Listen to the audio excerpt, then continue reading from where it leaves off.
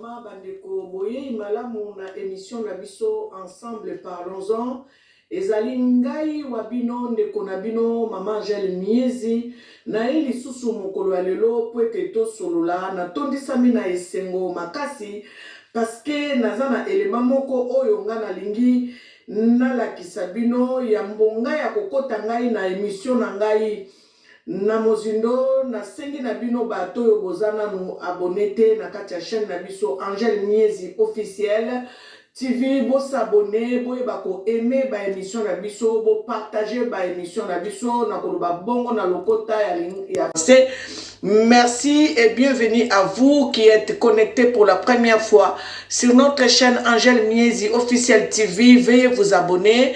Aimer nos émissions, ce n'est pas une chaîne polémique, hein? C'est une chaîne qui nous ramène dans une connaissance perdue. Donc voilà, toza na kosenga na bino boy baka ko partager ba émission na biso nde yango boza ko sunga biso penza po ete émission ensemble parlons-en et kende mosika cahier de charge na biso ezali ko zongisa biso nakati ya boyebi. En tout cas lelo na ye lisusu kolobela makambo oyo etali mfumu kimbangu parce que ya solo bato mingi kolobela mfumu kimbangu ezalaka pona bango soni ezalaka pona bango pasi mengai nalingi nalakisa bino élément oyo papa prophète Paulin Bakajika aza kolobela pe papa Simon Kimbangu bandeko natalisaki bino ndenge papa prophète Joël Francis Tatou yepe azali kolobela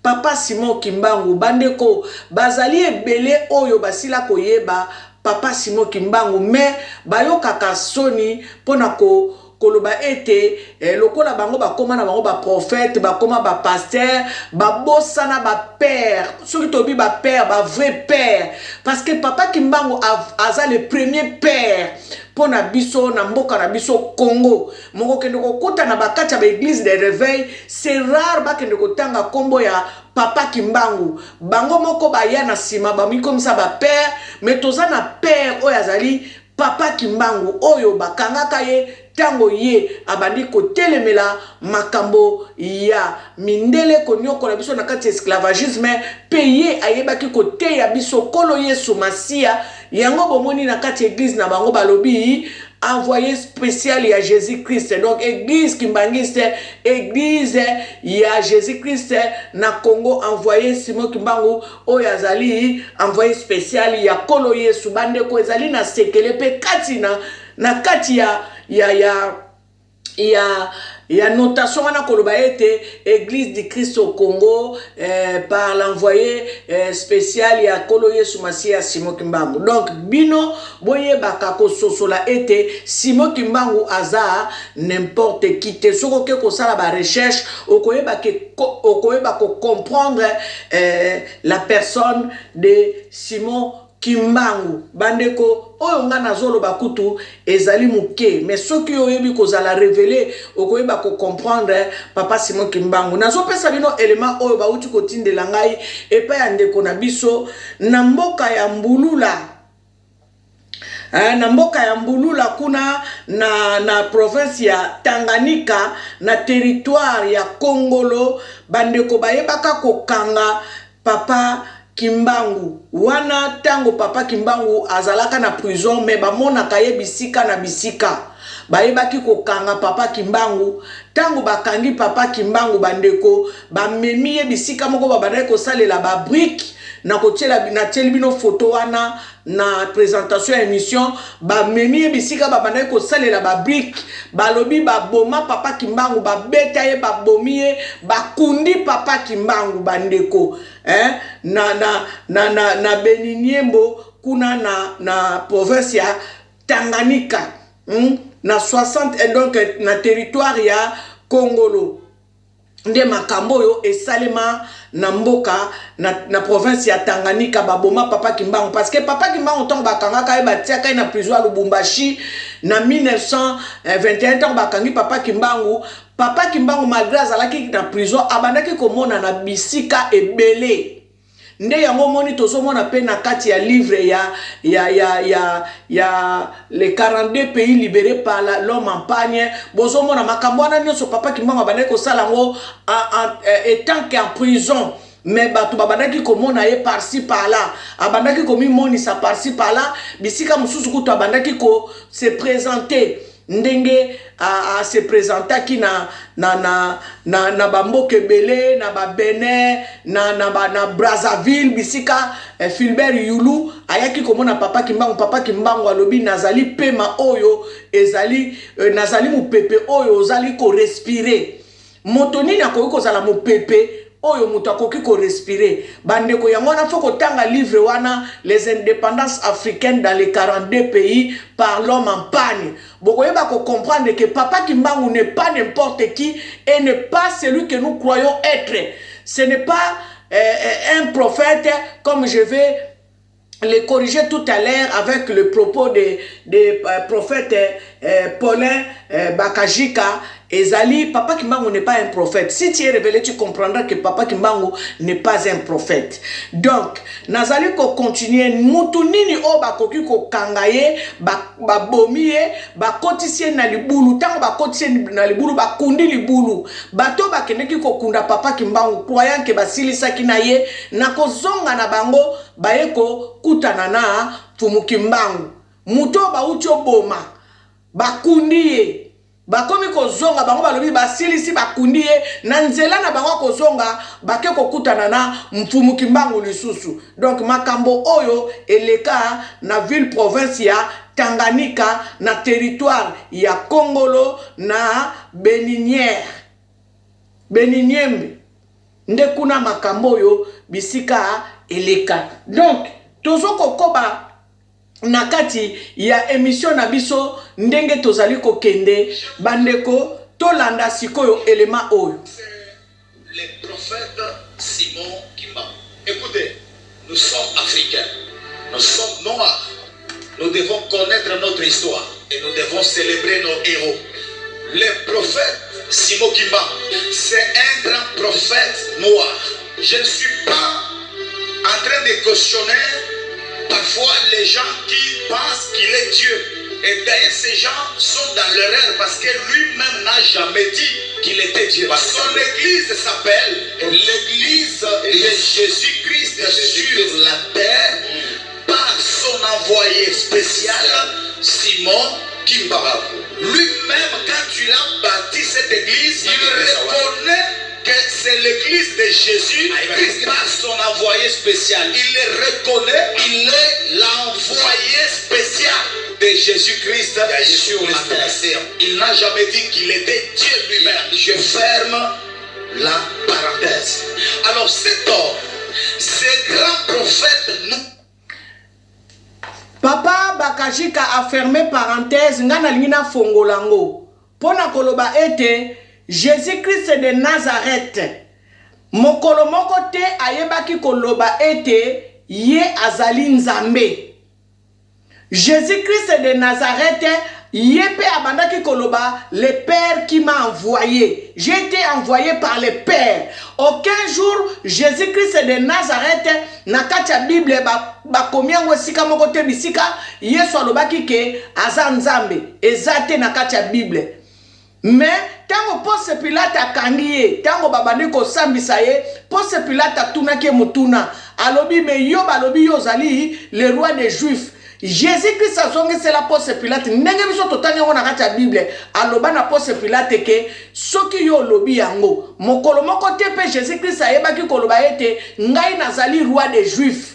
Na makambo kaka oyo Yesu Masiya bandaki kosala nde bayaki koyeba ke moto oyo balakaka biso akoya akosikola biso ezade Yesu Masiya ye oyo na bimangu na ba miracle oyo Yesu Masiya bandaki kosala nde bayaki ko comprendre ke Yesu oyo babandaki kozela fils de l'homme oyo babandaki kozela le sauveur oyo babandaki kozela ezalaki nde Yesu Masiya de Nazareth. Mais mokolo moko te Yesu ayabaki ko mentionner ke nazali nzambe mokolo moko te. Tozo koba to continue kolanda papa Bakajika parenthèse na ye afkanga ki yango nga na fongoli yango pona memayo na compréhension tokeni. il a fait beaucoup de miracles. Vous savez, aujourd'hui, vous ne voulez pas parfois qu'on vous parle de Kimbam parce qu'il est noir, parce qu'il est africain. Et quand on vous parle de Branham, vous allez acclamer, vous allez danser parce qu'il était américain. Mais je peux vous dire avec beaucoup d'humilité, beaucoup de choses que Kimbangu a fait, même le prophète Branham n'a pas fait ça. Kimbangu a fait beaucoup de choses, mais parce que Branham a la peau blanche, les noirs pensent parfois que Branham est plus grand que Kimbangu. Non, parce que nous on a un problème de complexe. Quand tu as la peau blanche, je vais vous citer quelques miracles de Kimbangu parce qu'aujourd'hui je suis en train de parler des héros. En 1921, on va aller arrêter Kimbangu, on les prend en Kamba. Il était 17h. Kimbangu a été arrêté à 17h. Alors le blanc et les militaires qui étaient là, ils se précipitaient déjà pour arriver à Bazangou avec le prophète Kimbangu.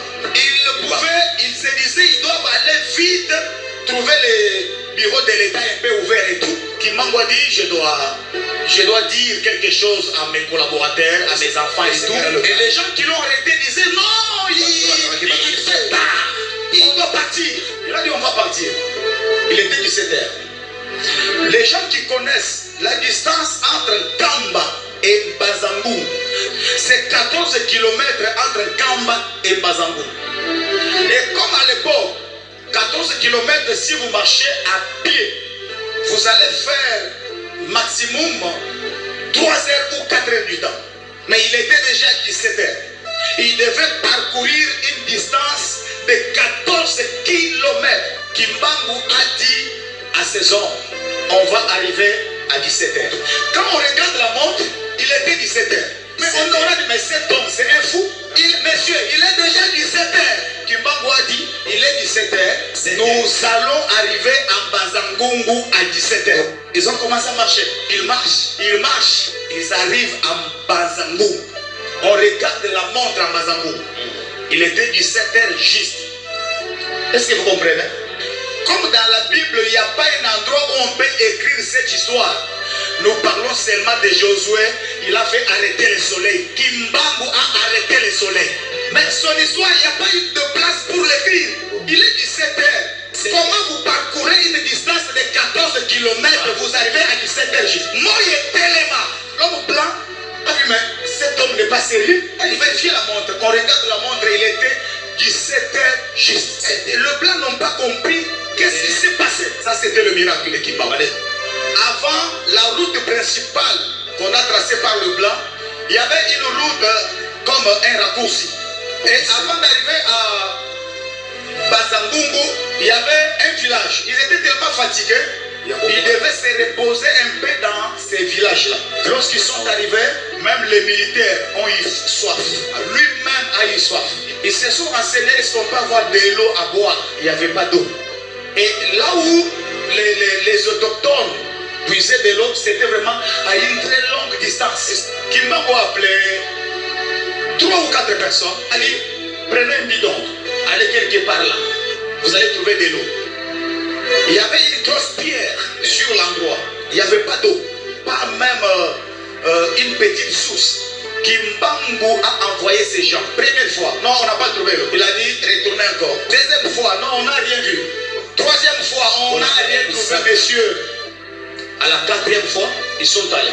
Ils ont trouvé une source d'eau. Ils n'ont pas trouvé l'eau dans un récipient, non. Une source d'eau. Le plus grand miracle de Kimbangu.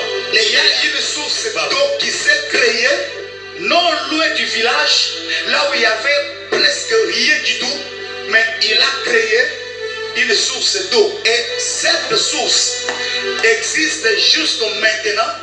Les gens qui peuvent se renseigner, il y a un village qu'on appelle Sinsou. Dans ce village-là, c'est à 6 km de la ville de Bazangungu. Allez vous renseigner jusqu'à présent. L'eau des sources qui sont là. Le miracle de Kimbangu. Il a créé l'eau en 1921. Aujourd'hui, nous sommes en 2023. En 2021, Cette source-là totalise 1 siècle 100 ans. Si ce n'était pas un miracle qui venait de Dieu, Maïwana Lingake Kanga, et Kanga Mate, et Kaukate, Tina Zote, un miracle ya Kimbangu Lelo, cette source est Zotangawana Tilelo. Mais comment vous pouvez douter une telle personne? Vous croyez qu'il y a des amants qui ont là? Il y a des miracles fabriqués? Ce que nous voyons ici dans les églises, le prophète a dit aux Obama, n'a mis pas les bonheurs à la chèque. À la petite bango, sentir na loquette, on a bandika. Nazomona, aux années, il dit ça. Comment? Oh, ça c'est l'idéal.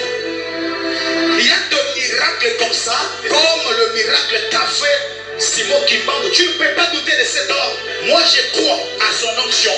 Il n'est pas Dieu, mais c'est un grand prophète noir. Nous sommes noirs, nous sommes africains. On doit reconnaître l'onction de cet homme. Il n'est pas avec nous. Quand je l'ai dit comme ça, mais c'est la vérité. Et la vérité mérite d'être dite.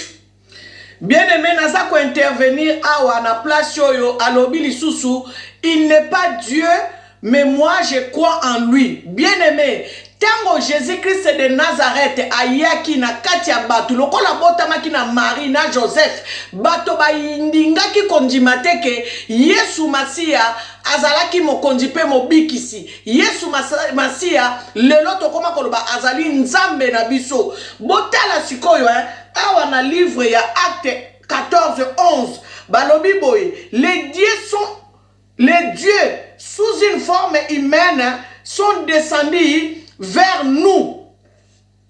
Les dieux sous une forme humaine sont descendus vers nous. Bandeko, nzambe na bonzambe na ye atika kiti ya bokonzi ya likolo. Oyo tango Yesu abandaki kolobela père, azali kolobela père, oyo azali molimo oyo ayebaki kolata nzoto akiti sikoyo na nzoto ya kolo Yesu, ndeto yaki komona kolo Yesu abotami sous une forme humaine.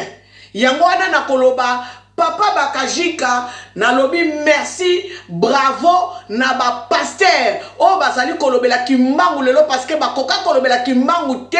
Pourquoi? Parce que bato musu bayoka kasone ba pasteur mususu pe ba yebi vérité ya Papa Simon Kimbangu, mais bakoki ko fandisa bandimi na bango te ndenge Papa Paul Bakajika sali yango abanda kolobela bango Kimbangu. Akoka bakoki ko fandisa bandimi na bango te ndenge Papa Joël Francis Tatou atatola Kimbangu. Bakoki ko sala ngo pete lokola Paul David a joué à Loua Salle, conférence pour honorer mémoire, il y a Papa Simon Kimbangu.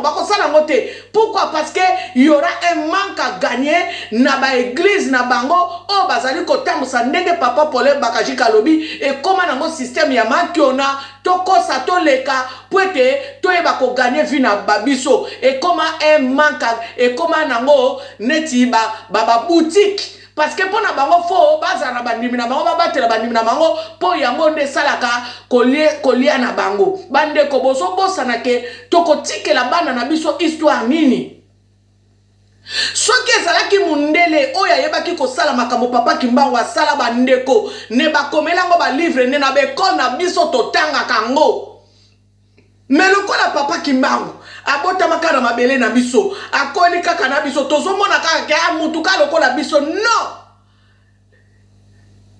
Dieu a pris une forme humaine pour s'installer dans notre pays.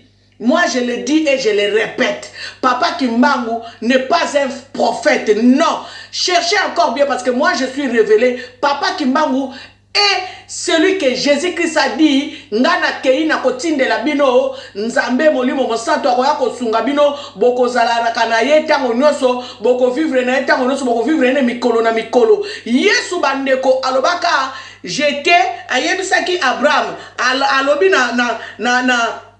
na kati ya mokanda Apocalypse 1:18 alobi, je suis le premier et le dernier et le vivant. J'étais mort et voici je suis vivant au siècle des siècles. Ça veut dire que Jésus-Christ de Nazareth azali vivant au siècle des siècles. Siko oyo baboma wana obiso tolobaka babaka ene kulusu alata susu nzoto ya mutu. Mais le kola tozana miso akomona te, tozana molimo yako sosola te, moi te comprendre exacte. Jésus-Christ vit au-dedans de nous, il vit au siècle des siècles. Akolataka nzoto ndenga lataka na tango wana, o Marie abotaka ye, o abotamaka et pas Joseph. Maintenant nous tokomi na po wana te, toyeba ko comprendre. Ndenge nini Jésus na Jean 8:58 aye kolobake avant qu'Abraham azalanga nazala déjà. Bozomona eza même langage o papa kimbango yebisaka papa kuyela lobi papa avant yo bota manga nazala déjà. Ça veut dire que ça mutu kaka Yesu yemoko asincarné. Nenge na lobi que Jésus-Christ balobi la réincarnation Jésus-Christ s'est incarné en nous. Na lobi tos vivana ba anja bato yebite balata poso nzoto balata nzoto abatu. Si vous avez une dimension, oh papa kimbango alobaki botanga ka Bible, boko kanga moyibi ne loko ya yiba bino. To yebaka ko soso la Bible, ndenge ba yela biso angote me to soso la Bible ke ozalaka moto ayambo. Yesu azala mutu mwindu bandeko. Yesu azala mundele te. Nde yango na mystère oyo biso esengeli to comprendre lolo. Pourquoi papa Kimbangu aya na mboka na biso Congo? Pourquoi mboka na biso Congo et pambola makoleka mabele nyoso ya mokili mobimba?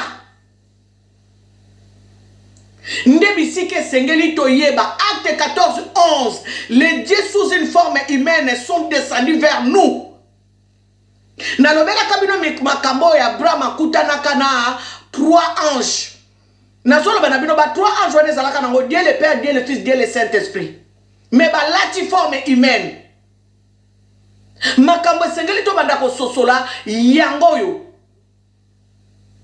Bisika photo fonga mamiso yango na ngona zo betela papa Pole bakajika en tout cas bravo. Ba passer belé ba koma ko yoka so ni kolobela kimbangu soki batu so ba bando lobela kimbangu bobo ngona miso abato fonga ma. Balobi ba okanga biso na bilamba to lakisa bango bisika nzambe asali tango zoyoka ke juif ezalaka yo balobi ke na tango akala mboka oyo peuple ya liboso ezaka peuple noir ba vrai juif baza ba noir ba hébreu baza ba noir eza biso mutu tozolo bango te mindele bango moko mutu bazolo bango peuple hébreu ezala juif peuple juif ezala ba noir si quand on pose question ba juif ya lelo ba koma mindele ba uta wapi ba hébreu noir na ba juif noir o ba koma lobela biso na mokolo lelo bazali wapi nde yango ba lobi ba ko simba juif moko na bilamba pe ba ko benga ba ko loba na juif wana alakisa bango bisika nzambe azalaka juif nini ba ko simba na bilamba ezalaka yo mutu mwindu. Soki o comprenaka yango te kende kotanga Bible malamu okoyeba ko comprendre tozo continuer na papa Paulin bakajika en tout cas na sepeli na élément oyo yango nazo pesa bino yango bino ba passer nyoso oyo bondinga ko ndima kimbangu te bolanda ndakisa baninga bo comprendre bo tsomba ba livre bo tanga histoire ya papa kimbangu bokoyeba qui est papa kimbangu tokei tozo continuer parce que s'il était blanc on pouvait écrire des livres faire des documentaires parce qu'il est noir parfois on le néglige. Moi j'acclame son onction, je célèbre son onction et je pense que Bam c'est un héros. Gloire à Dieu. Vous avez vu le président de la République démocratique du Congo, le président Tshisekedi, a fait de sa date un jour férié. Donc, même l'État congolais a reconnu l'onction de cet homme-là. Balobi, même l'État congolais a reconnu l'onction de cet homme-là. Ah oui, même l'État congolais a reconnu l'onction de cet homme-là. Et Sengeli Kaka, l'État congolais a yeba ko reconnaître onction ya Papa Simon Kimbangu. Pourquoi Tozoro Baboye? Parce que l'État congolais a yebi que sans kimbangisme, Congo ekokende liboso te. Bandeko yango bomoni l'État congolais aza ko reconnaître Papa Félix Antoine Tshisekedi azali ko reconnaître et puis na lobi ezali pamboli ponaye batie journée wana le 6 avril batie journée wana journée fériée pona ko penser na Papa Simon Kimbangu et pour l'éveil de conscience Ça veut dire que bâti journée on a parce que le journée on a ce qui est comme le 6 avril to ah pourquoi tozo salate bakoya ko comprendre que ezali mokolo yo il y a papa Kimbangu et pour le veille de conscience ça veut dire que mutu mwendu fongwama mutu mwendu yeba Kimbangu azanani mutu mwendu sosola Kimbangu. Bravo na papa Félix Antoine Tshisekedi pona ko pesa biso journée wana ya le 6 avril. Bandeko esengeli na biso toyeba ko sosola papa Kimbangu. Esengeli na biso toyeba papa Kimbangu. Eza sonite ndeko moko ayebaki ko poser nga question na ba commentaire na ba émission nga nazali ko sala atuninga maman Angèle osambela kasuna kombate ndeko kosambela na église songolo to na ministère songolo epekisi yo oyeba papa Kimbangu te. C'est parce que batu bazabe égoïste. C'est parce que makamanzambe koma individuel. Yango bozo mona mutu mususu akoki ko ndeko sambela na église songolo te parce que soka ke ko sambela na église songolo bisika ya sambela ka pasteur na ya ko sepela te menzamba zaka ye moko oui ou non oui. Mais pourquoi mutu soka ke ko sambela na église songolo et ko bota nungu na bisika mutu mususu sambela. Bon mona ngone teza trahison. Wana tuko tozo sambela banzambe belé ou bien tozo sambela ka nzambe moko. Ko sambela na ministère ya combat spirituel, cela ne m'empêche pas de connaître la vérité profonde qui est papa Simon Kimbangu na yeba qui est papa Simon Kimbangu. Voilà yango momoni to koma neti ba fanatique, to koma neti ba esclave, to koma neti tozo dépendre de ce qu'on a battu. Pourquoi? Parce que nalingi kolobela pasteur intelité makambo pasteur intel salinga na kolobela ngote. Pourquoi? Parce que na sambela kan église n'était non. Nous sommes en train de défendre l'intérêt de Christ. Ndenge bakomi na kati ya mokanda ya 1 Corinthiens 12. Il y a diversité de dons. Dieu n'est pas monotone. Dieu travaille de diverses manières. Alors nous devons défendre la cause, la seule cause qui est notre créateur des cieux et la terre. Mais en nous, il y a diversité de dons. Voilà pourquoi bokomona batu mususu bayembaka, batu mususu ba prêchaka, batu mususu ba salaka protocole, batu mususu ba salaka intendance, batu mususu na kati ya église ba salaka musala ndenge na ndenge parce que il y a diversité de dons. Nde yango moni nazoloba yo to sambela kan église, cela ne doit pas t'empêcher oyeba vérité sur papa Simon Kimbangu. Il est le vrai père, le premier père. Ah to komi komona ba père baza ko se disputer ba pouvoir awa, le père ba bibengi ba père bazo bosa na ka yayi de père. Le premier père c'est Simon Kimbangu, le père spirituel na mboka na biso ya Congo. Ndenge kaka ba prophète bazoloba soki ezalaki Branham. Ah, toko tongele ba monument. Ah, toko banda ko yekole na classe. Ndenge to banda ko to monaka batu bazo yekola Jeanne d'Arc ba yebi même kimpa vite ate. Mais histoire ba ninga tozo yekola ngo na kati ba kelasi, histoire ba ninga tozo memoriser ngo, histoire ba ninga tozo tombola ngo, mais oya biso moko ya mboka, o ezali ya papa Simon Kimbangu, tozo kunda ngo, tozo yokela ngo même soni. Biso ba msuso lokola tokoma kolobela papa Kimbangu maman Angèle abunga non. Je dis et je le répète, maman Angèle est tout simplement en avance par rapport à beaucoup de personnes qui doivent aussi reconnaître Kimbangu. Nalobaka makambu soki oyebi yango mutoko opekisa yo azate soki nzamba ye ko révéler yo quelque chose mutoko ozongisa yo sima azate nakozwa kaka likambo ya ndakisa ya mama Olangi. Mama Olangi tango ayeli mission ngana lobaka toujours mission ya mama Olangi euta epa e papa Kimbangu ye moko mota otela nga temba azate nazozwela ngo kaka exemple ya papa Kimbangu tango akende ko benga na ba démon na Kimiala. Na kimiala papa Kimbangu akei ko sambwisa misala bandoki oyo bandoki bakende ko sala bawenze na bango abutu. Papa Kimbangu na prière matinale ayebisi bato ya mboka alobi bolanda ngai oyo amoni papa na ete amoni ndeko na ete amoni mama na ete bozwa bilamba na bango bolanda ngai. Bakenda place wana balobi papa Kimbangu amema batu batali batu bamoni batu te balobi papa tozomona te. Papa Kimbangu abondeli batu bafongami misu baye komona sikoyo bandeko na bango bazwa forme mususu bakoma banyama babongwana batu babanga. Papa Kimbangu abondeli lisusu batu wana bakomi bazongi na état normal alobi na bango bozongi la su makambo oyo te. Bandeko makambo na papa Kimbangu asala na kimiala nani a continuer mission nango parce que na église Kimbangi se babenga na ba demote baliaka te bachasaka te.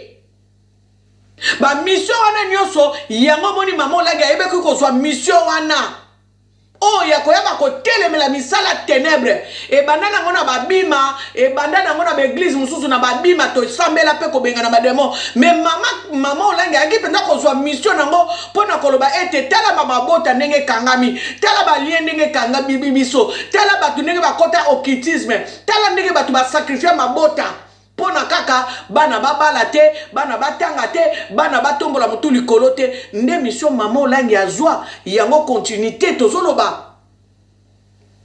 Il y a diversité de dos pasteur na mboka Kinshasa na mboka Afrique oya koloba ke ayebi na ye Kimbangu te surtout na mboka Congo na loba yango mikolo nyonso oya konzima Kimbangu te. Ça veut dire que yo oza na kabale juive ou bien osambelaka na nzambe moko obiso toyebi te. Parce que le premier père, obiso toko tombo la likolo, ezali papa Kimbangu. Ezana ba pasteur mususu pe bakende kenkamba kuna. Ba yeba vérité mais ba koka kolo bango pa bandimi na bango te ndenge bazolobela ndenge papa Paulina papa Francis Joël Tatou balobela bandimi na bango qui est papa Kimbangu. Comme ça botika pe batu mususu ba découvrir qui est papa Kimbangu. Na l'église mususu boko lobela te malgré ndenge bazoloba bongo c'est vrai que bandimi na bango mususu bango mona ke net baza choqué. Pourquoi? Parce que ba yebi vérité te balakisa bango yango te batangisa bango yango te bateya bango yango te. Yango wana bandeko esengeli to découvrir eza tabou te eza soni te. Comment bolingi bo avancer boza ko renier père na bino premier père spirituel na bino. Comment vous pouvez avancer? Comment vous pouvez dire ma père spirituel à batu mususu oya bino moko boza na mboka Congo bonzima kayete. Moto moko akomelinga na commentaire na ngai alobi mais ndego solo babongo kasi koma ka Kimbangise ma papa yoko tu muto komelinga na commentaire wana oyeba kateke mutu nyonso na mboka Congo wana aza Kimbangiste oyeba kate africain nyonso aza Kimbangiste c'est parce que nous boyebi vérité te. Oh, Bible lobi, vous connaîtrez la vérité vous affranchira. De quelle vérité on nous parle dans la Bible? Parce que Jésus-Christ est ton humain déjà comme notre Seigneur et Sauveur. Maintenant, de quelle vérité dont la Bible nous parle, vous connaîtrez la vérité et la vérité vous affranchira. Parce que toi, l'homme noir, déjà, tu ne te connais même pas. Tu ne connais même pas que les vrais juifs dont on parle dans la Bible, que c'est toi. L'hébreu dont on parle dans la Bible, que c'est toi. Voilà pourquoi papa Kimbangu disait toujours, lisez la Bible, vous allez attraper les voleurs par la chose qu'il vous a volé. Omi yebite papa yango mono zoloba ngai nazo na bomba ngote na oka personnalité. J'ai pris chez maman chez papa et maman Lang dans l'église de papa et maman Lang dans le ministère du combat spirituel. J'ai beaucoup appris, j'ai été enseigné, je suis formé, mais cela ne m'empêche pas de connaître cette vérité que je suis en train de connaître aujourd'hui. Maman Langi est venue pour aider les églises. C'est pour sortir les églises dans les liens, sortir les églises dans la sorcellerie, sortir l'église dans les tourments, sortir l'église dans les jougs de l'ennemi. Voilà la mission de Maman Olangi bien-aimée. Si je peux te répondre, je suis au ministère du combat spirituel, cela ne m'empêche pas de connaître la personne de Simon Kimbangu. Donc, esengeli na biso toyebaka ko réfléchir. Cela ne veut pas dire que ceux qui n'ont pas la papa Kimbangu ne changer que dans le ministère de la combat spiritualité. Toi aussi, si tu pries dans une église quelconque, fais pareil. Essaye de connaître qui est papa Kimbangu. Pourquoi papa Kimbangu est venu. Pourquoi autant de miracles. Papa Kimbangu a fait beaucoup plus de miracles que Jésus-Christ de Nazareth. Que cela ne vous choque pas. Bon, ça la recherche, beaucoup comprendre ma kabo dans Zorobela. Papa Pole Bakajika alobi likambo ya Sintu. Nga na yebi Sintu wana, na yebi Mbanzangungu, donc na yebi bakote wana nyoso, na Sintu wana, papa Pole Bakajika kuta lobi eloko moko te. Tangu papa Simon Kimbangu abimisi mai, na libanga, bandeko mai wana ezalakati lelo, bancercla mai wana, nalo banini ba sécuriser place wana parce que mai wana ebimela na sama belete, mai wana ebimela likolo libanga. Papa Kimbangu abeti libanga boye mai ebimi. Apesi batu ba mela. Papa Kimbangu avandaki nesika moko na nzete moko boye ayekamaki na nzete wana. Tango ayekami na nzete wana na kotelema ya papa Kimbangu, forme ya papa Kimbangu etikala na nzete wana. Donc sikoyo bato mboka wana bazalaka soki maladi bakokende kozwa écorce ya nzete wana bameli maladi esili. Nzete wana ti lelo ezali. Tellement bato babandaki ko gratter ango na yebite soki ba sécuriser ango po ekweya te bato bakende ko gratter ba écorce nzete wana soki maladi eye batie na mai bameli mai wana maladi esili na nzoto amutu. Bandeko nani akoki ko sala yango? Prophète nini? Mai papa Kimbangu abimisa kaka na Sintu wana te. Mai papa Kimbangu abimisa pe mai na Lubumbashi. Tango ba memaki ba prisonnier ko kende ko sala ba travaux forcés, travail forcé, ba mema papa Kimbangu azalana bango ba prisonnier ba leli posa mai. Papa Kimbangu atia mo sapi na mabele. Atia mo sapi li sapi moko na mabele.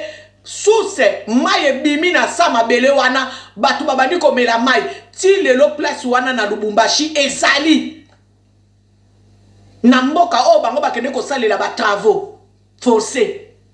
Sikoto benga mutu wana azali nani? Papa Kimbangu atambola likolo mai. Papa Kimbangu asekwisa moto akufaki 3 jours après ba memelie mutu asekwi mama Dina bakoko noti lelo bazali.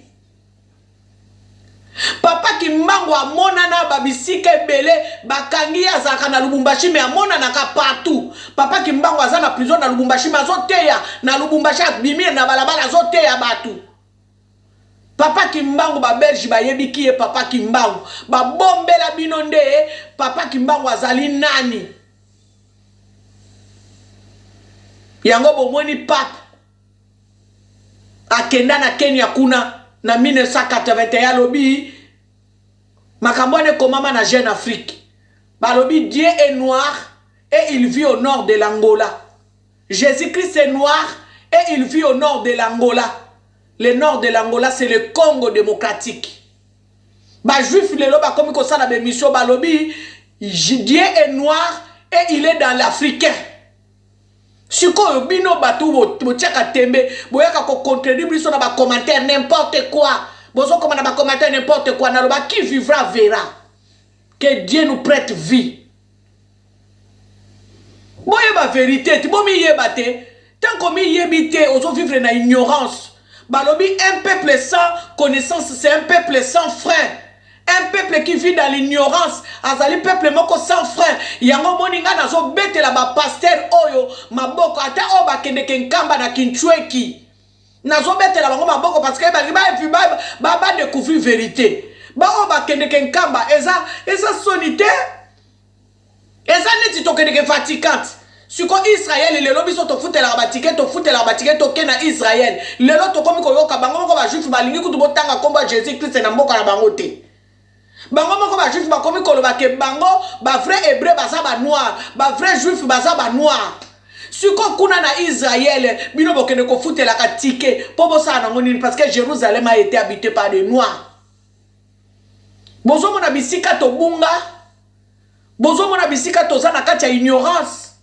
Bozo mona bisiko tozo tuna romboka nino esambelaka koleka Congo ezate. Afrique mobimba mokili mobimba ezate. Bande konanga na pesa bino élément oyo ya pasteur prophète Paul Bakajika bozwa kinanu ya papa prophète Francis Joël Tatou. Toko juge bango te na bandenge na bango bazalelaka nga nazota la reconnaissance o bazanango pona papa Simon Kimbangu. Bravo na bato bazo reconnaître. Bravo na bato bazo ndima parce que esprit na bino ezali likolo en fait. Bravo na bato pe bakende ke bayoka sonité. Netinga boy na yoka sonité parce que j'ai été révélé. Dieu m'a révélé tellement de choses que na yoka la nanga ngo sonité. Soki yoko boya nga parce que nazo be la papa Kimbangu. Ah, ça c'est ton problème. Mais moi, j'ai été révélé, j'ai des révélations, je sais tellement de choses. Oh ekoki kolobaso na lobi boy zo choqué batu mais choqué batu te, c'est comme ça quand on découvre la vérité, c'est comme ça. Maman la ngitango azwa ki ministère à combat spirituel ba finga e ba traiter de tous les noms. Mais aujourd'hui, toutes les églises parlent de combat spirituel. C'est vrai que batumsu balbaka makamode baba Nigeria muto babanda kango mais nani ayango na yana nani azola kango révélation na Congo. Eza mamolangi. Tango abanda kango batu baso sekaye. Mais azala na raison ou pas? Azala na raison parce que tozo mona to sambela ke belé donc ne kokuta na mabota batu babala kate batu babota kate batu batanga kate batu babonga kate mais tozo sambela belé boko expliquer ngo ndengeni so ke za makama molilité nde yango wana bandeko lelo nga mama Angel Miezi nazo expliquer bino la personne de Kimbangu ngana lobi kutu bolongola na bino e prophète na lobi yango e Jassim. Prophète nino akufa oya kende ko mona na kaipa batu akende ko révéler batu écriture na bano Kimbangi c'est écriture mandombe akende ko révéler écriture mandombe. Prophète nino akufa akende ko seku sabato basa ba Kimbangi c'était. Prophète nino akufa akende ko se révéler et pas batu. Prophète nino est-ce que biso tu lota Mahomet yoza chrétienne est-ce que so lota Mahomet asa pe prophète ba musulman ba benga ke prophète est-ce que yo so mona ba écolation oh Mahomet bomoni place toza ko bunga mutu mwindo omilingite mutu mwindo ami yebite yango moni eza pasi soki yo moko déjà omilingite po bible lobi milinga linga moninga na ondengo milinga kayo moko siko yo moko kutu ndengo za no milinga ate ndeni no kolinga moninga nao nde bisika mutu mwindo aza na retard parce que yemo kwa milingite akolinga moninga ne c'est impossible parce que loi wana eza ko sala te na bomo inaye cette parole ce commandement n'est pas vivant dans sa vie. Aime ton frère comme tu t'aimes toi-même. Aïe, c'est parce qu'il y a beaucoup de milingité. Baso ça la biso ka référence à Branham. Bon, on est pasteur prophète Joël Francis Tatou. Azo ça le kaka référence à Branham. Papa Paul Bakaji Kaye, azo ça la référence à Branham. Pourquoi? Parce que Branham kutu na mboka na biso Congo ba sambela kaye. Est-ce que bozo se rendre compte? Branham na mboka na biso Congo kutu bazo sambela ye Branham ba sambela kaye tozo mona ba Branhamis wane koza ka problème te wane za nango problème te mais soki komi ka makamba kimbangisme et komi problème. Pourquoi? Parce que Branham lokola za mundele. Pourquoi? Parce que lokola papa Kimbangu za mutu mwindu donc mutu mwindu lokola milingite asoke ndiko limag azondi mag Branham. Voilà le problème. Donc je ne vais pas dépasser les 1 heure du temps. Donc, je vous dis merci de m'avoir prêté votre attention. Partagez l'émission, abonnez-vous, aimez l'émission, commentez, n'hésitez pas. Vraiment, laisse que l'Éternel et Dieu Tout-Puissant puisse vous bénir abondamment.